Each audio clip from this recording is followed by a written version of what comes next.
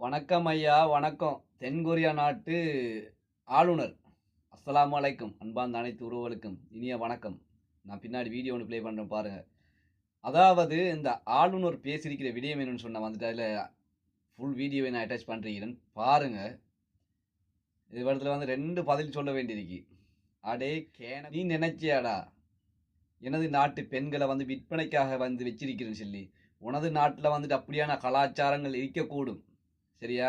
விற்பனைக்காக அந்த வீதிகளில் வந்துட்டு பெண்களை வச்சிருக்க கூடும் உனது நாட்டில். ஆனால் எனது நாட்டு பெண்களை வந்துட்டு வீதிகளில் வந்து விற்பனைக்கு வச்சில்ல வனைச்சா.